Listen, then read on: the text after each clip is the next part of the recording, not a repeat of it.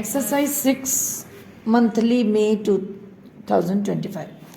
Sir, now I go to my next point, full stop. What is the general tenor of most of the amending bills? Question mark.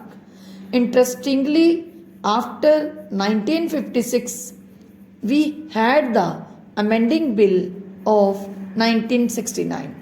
There were two bills in 1964. The general tenor of the bill was known, whether it was restricting the corporate sector or it was liberal or for what purpose, full stop. But this particular bill is a little different in the sense that after the present government came to power, it announced policies which were very liberal to the corporate sector. Full stop.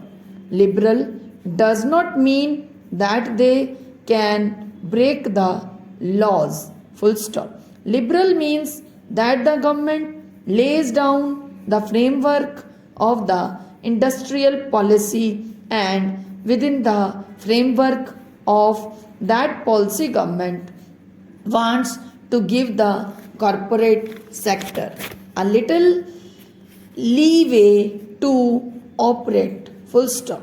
But here I find under section 270 or section 372 a whole new definition is given to intercorporate deposits, full stop, including deposits within the meaning of loan. Not only creates trouble for the corporate sector, it is violence to the English language, full stop. By no stretch of imagination can a deposit be termed a loan, full stop. We are making deposits in banks, full stop. They cannot be called loans, full stop. We are not giving loans under intercorporate deposit, full stop. To include it under the term loan is an atrocity, and it will only affect the small and medium entrepreneurs, full stop. The bigger companies can get enough loans from companies, from government institutions, full stop. In spite of our talk of socialism and decentralization, it is always the bigger companies which get the larger cake out of the government resources, and it is the small and medium people who are hit hard by this provision, full stop. While ostensibly it is meant to protect the small man, the people who are really hit by the tenor of this bill are the small and medium entrepreneurs, full stop. The MRTP and FERA companies are not affected by this bill at all, full stop.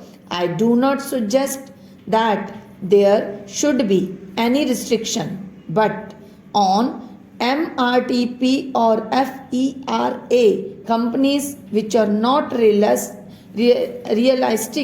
full stop. What I should is in the scheme of things the industrial policy resolution from the time of Jawaharlal Nehru, which government still professes is a relevant document, full stop.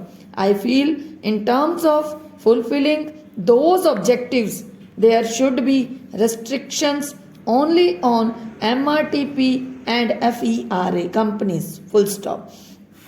Small and medium size companies should be outside the orbit of most of these restrictions, full stop.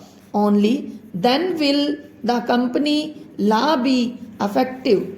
Otherwise, this series of amendments may add to the plethora of amendments that have been adding from year to year. Question mark. Thank you.